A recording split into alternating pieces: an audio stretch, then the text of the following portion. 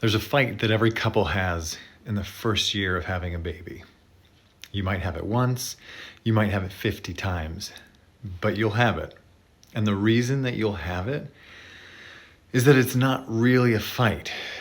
It's two people in pain who can't see each other's pain because their own is taking up all the room. Here's how it went in my house. My wife said something. I don't remember the exact words, but it was some version of, I need more from you. Maybe it was about the dishes. Maybe it was about bedtime. Maybe it was about the fact that she'd been holding the baby for 6 hours and I'd been in the other room doing something I thought was important, but which, from her vantage point, looked a lot like not being there. And what I heard, what landed in my body before my brain could even process it was, you're not doing enough. You're failing at this. Even here in your own home, you're not measuring up. So I did what I always did when I felt that. I defended. I listed things. I talked about what I'd done that day, that week. I made my case. I was calm about it, which somehow made it worse because being calm while your wife is falling apart is its own kind of violence. It tells her that her distress isn't even significant enough to meet with emotion. She didn't want a list. She didn't want my case. She wanted me to see that she was drowning. And I couldn't see it because I was too busy trying to prove that I wasn't the one holding her under.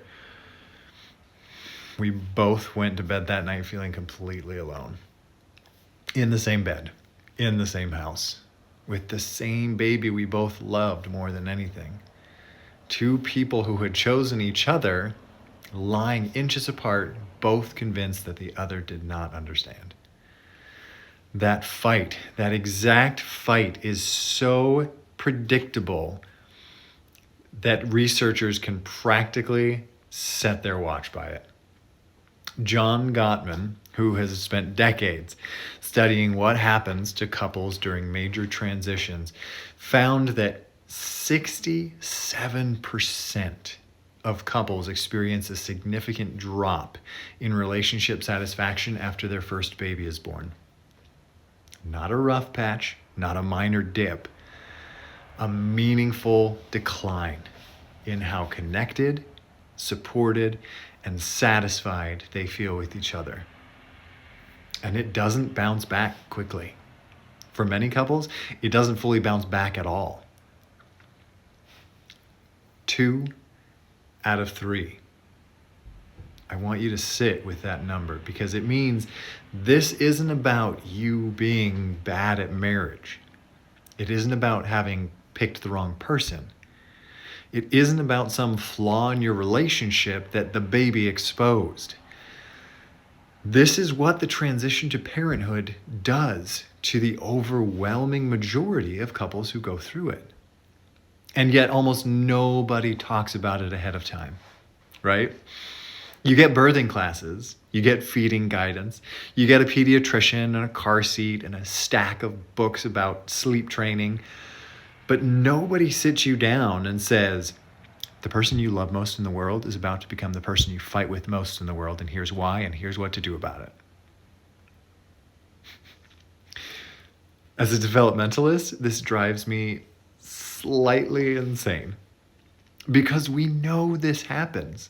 The data is overwhelming, and we send couples into it completely blind every time, and then act surprised when they come out the other side struggling. So let me tell you what's actually happening. Not the surface fight, the thing underneath it. When the baby arrives, something shifts in the structure of the relationship that neither of you consciously chose and neither of you fully understands while it's happening. Before the baby, you were partners. You had a relationship organized around connection, around each other. Conversations about your day, your plans, your feelings, your weird thoughts at 2 a.m. The currency of the relationship was intimacy, knowing and being known. But after the baby, the relationship reorganizes around a task.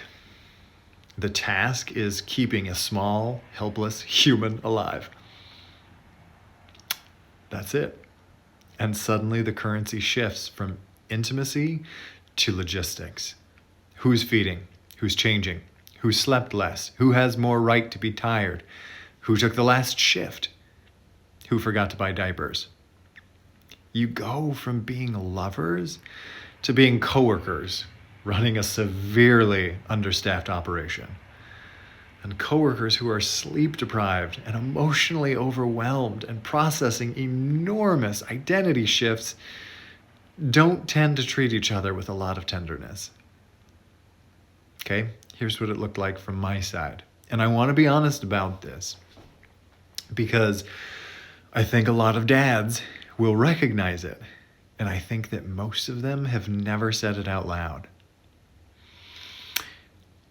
I felt like I had been demoted. Before the baby, I was the most important person in my wife's world. Now, I know how that sounds. I know it sounds selfish. I know that the correct, mature response to becoming a father is to joyfully accept that you are no longer the center of your partner's universe and to celebrate the fact that your child has taken that place, right? And I did feel that, genuinely. I watched my wife become a mother, and it was the most beautiful thing I'd ever seen. But underneath the pride and the love and the beauty, there was something else. Something that I was ashamed of. A quiet grief for the version of my wife that used to look at me first, that used to reach for me first, that used to want to tell me about her day before anything else. Now, she didn't stop loving me. She didn't stop caring about me. But her attention, her energy, her body, her emotional bandwidth, all of it redirected toward the baby. And it needed to. That's what babies require, right? That's the design. I understood it intellectually. I understood it developmentally. I could have given you the lecture on it, for crying out loud. And I still felt it. The demotion, the periphery, the sense that I'd gone from being the lead in her story to being nothing but a supporting character. Now, I never said any of this to her because how do you say that? How do you say to a woman who hasn't slept more than 90 minutes in a row for 3 weeks, who is bleeding and recovering and learning to breastfeed and managing more physical and emotional upheaval than you've ever experienced in your life? How do you say to that person, I feel like you don't pay attention to me anymore? You don't. You swallow it. And it curdles into something unrecognizable. It becomes withdrawal. It becomes staying late at work. It becomes the phone. It becomes being in the house but not in the room. It becomes a specific kind of quiet that looks like calmness from the outside and feels like abandonment from where she's sitting. Here's what it looked like from her side. And I'm reconstructing this from conversations that we had much later, after the fog kind of lifted, after we'd done enough talking to actually see each other again. She was drowning, not metaphorically. The experience of early motherhood for her was a kind of drowning. This constant, unrelenting need pressing against her from every direction, all day, all night, with no break and no surface, and no one throwing her a line. And when she looked over at me, what she saw was someone who seemed fine. Someone who could leave the house alone. Someone who could sleep through a feeding. Someone who got to go to work and have conversations with adults and eat lunch with 2 hands. someone who had existed in the world as a person, while she had been entirely absorbed into the role of mother. She didn't resent the baby. She resented the asymmetry. The fact that parenthood had detonated every aspect of her life, her body, her sleep, her identity, her freedom, her relationship with time itself. And I appeared, from her vantage point, to be largely intact. Walking around the house in my pre-baby body, going to my pre-baby job, living my pre-baby life with a baby added on top of it like an accessory. That's what she saw. And she was wrong about parts of it, right? I wasn't intact. I wasn't fine. I was grieving and confused and struggling in ways that she couldn't see because I'd made myself invisible. But she was right about the asymmetry. She was right that the physical cost was not evenly distributed. She was right that I had freedoms that she didn't. She was right that the world still saw me as a person and had started seeing her primarily as a mother. So when she said, "I need more from you," she wasn't attacking me. She was reaching for me. It was the last line she could throw before going under. And I caught it and experienced it as a criticism because I was so deep in my own shame about feeling inadequate that anything that sounded like "you're not enough" confirmed the story I was already telling myself. She was saying, "I'm alone in this and I need you to come closer." I heard, "You're failing and here's the proof." Two people, same house, same baby, same love, completely different realities, and no shared language for any of it. This is the thing that the research keeps showing, and that I keep coming back to in my own work. That transition to parenthood doesn't create problems in a relationship. It reveals the fault lines that were always there, and it does so under conditions of maximum stress, minimum sleep, and almost no emotional bandwidth. Whatever your thing is as a couple, that pattern that you fall into when things get hard, the baby will find it and press on it with incredible precision. For us, the pattern was this: she reaches, I retreat. She expresses need, I hear criticism. I withdraw to manage my shame. She interprets my withdrawal as indifference. Her pain increases, so she reaches harder, louder, sharper, more urgently.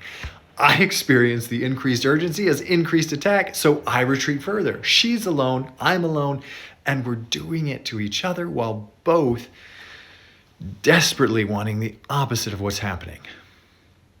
This is called the demand-withdraw pattern.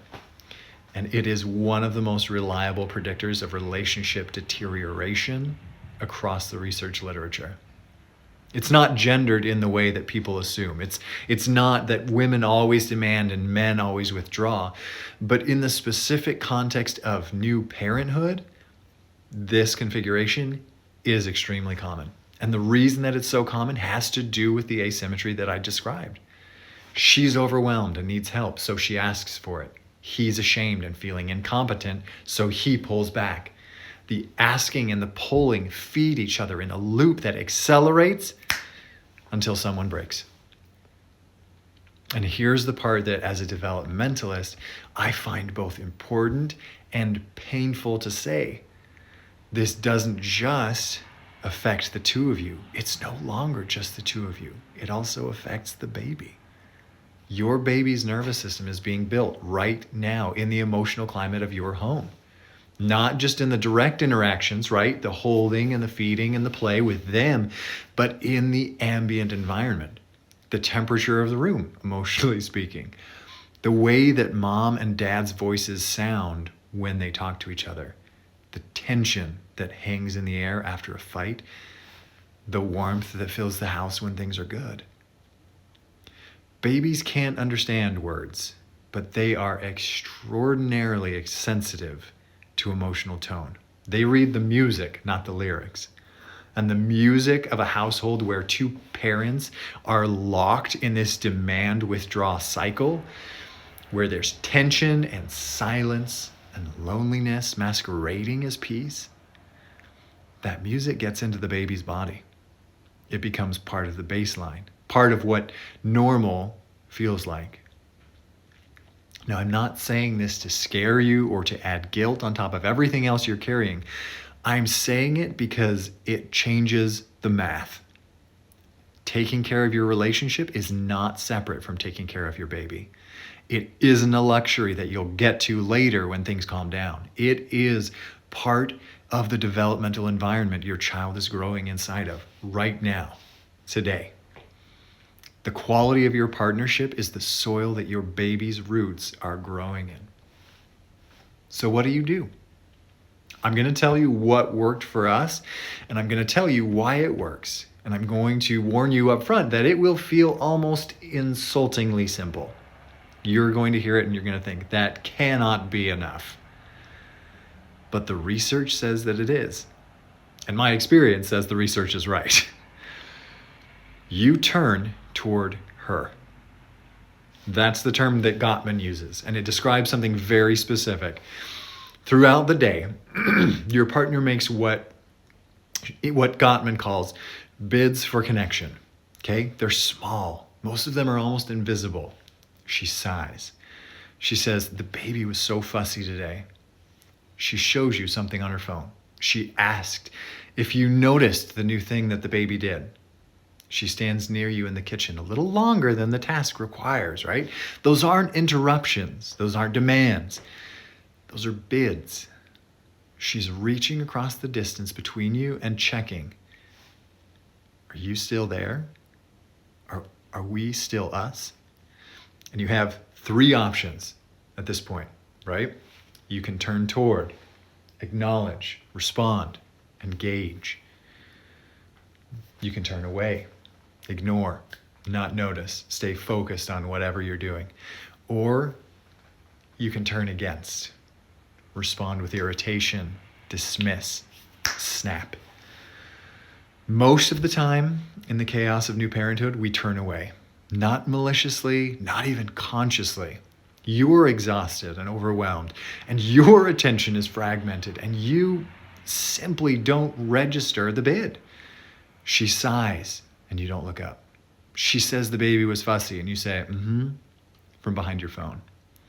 She stands near you in the kitchen, and you finish what you're doing and walk away. Each of those moments is tiny. None of them in isolation matters much, but they accumulate. And over weeks and months, the accumulation tells a story. And that story is, I'm alone in this. He's here, but he's not here. I can reach for him, but my hand closes on air. Gottman's research found that couples who stayed satisfied through the transition to parenthood didn't have fewer conflicts. They didn't fight less. They didn't have easier babies or more help or better circumstances. What they had was a higher ratio of turning toward. They caught more of the bids. They responded to the small moments. They maintained the thread of connection even when everything else was chaos. Okay, you do not fix this with a grand gesture. You don't fix it with a weekend away or a long talk or a promise to do better. You fix it by looking up, by hearing the sign saying, rough day?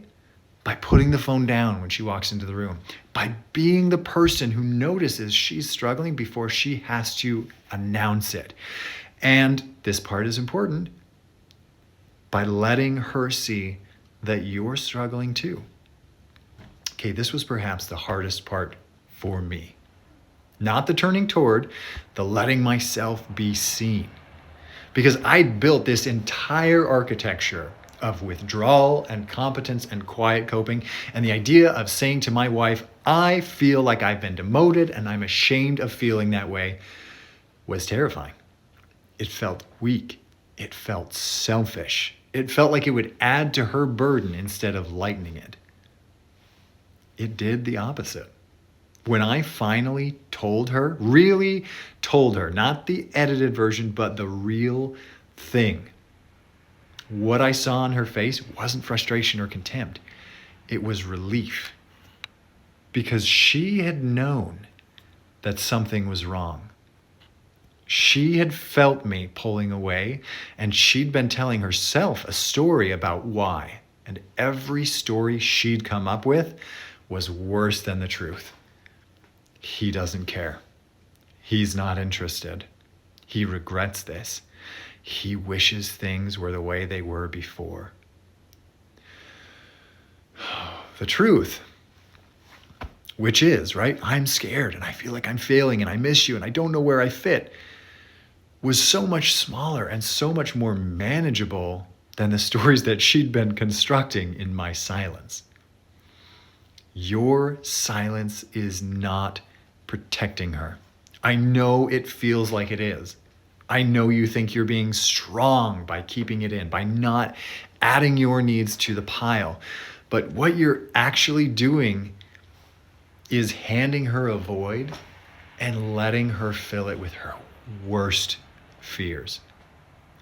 The absence of information is not neutral. She fills it with something, and what she fills it with is almost always worse than what you are actually feeling. Tell her, not all of it, not in a flood, not at the worst possible moment, but find a time when the baby is settled and the house is quiet and you have 10 minutes that aren't about logistics, and say the thing that you've been swallowing. I miss you. I feel like I'm on the outside. I don't know how to do this, and I'm scared you can see that.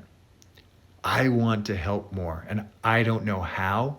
And when I try, it doesn't seem to work, and I end up feeling worse. I love this baby, and I love you, and I feel further from you than I've ever felt, and I don't know how to close the distance. Whatever the true thing is, say it. And then ask her what her true thing is.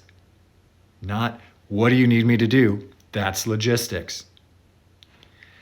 Ask her what she's feeling, what it's actually like for her right now. Not the curated version that she posts, or the version that she tells her friends, or the version that makes her look like she's handling it. The real one. And when she tells you, when she says things that might sound like criticism, but are actually just her pain, please try not to defend. Try to just hear it. Let it land. Let her know you see that she's drowning. You don't have to fix the drowning. You just have to see it and say, I see it. That's turning toward. That's the thread. And once you find it again, you can follow it back to each other. Okay? One more thing, and I think this might be the most important thing in this whole video. You and your wife are not on opposite sides. Okay? You are on the same side, facing a thing that is objectively, empirically, immeasurably difficult. The transition to parenthood is one of the most significant stressors a relationship can undergo. It is supposed to be hard. Not because you're doing it wrong, but because it asks more of two people than almost any other experience in adult life. When you fight, when you have that fight, the one I described at the beginning of this video, the one where she says she needs more and you hear that you're not enough, try to remember this.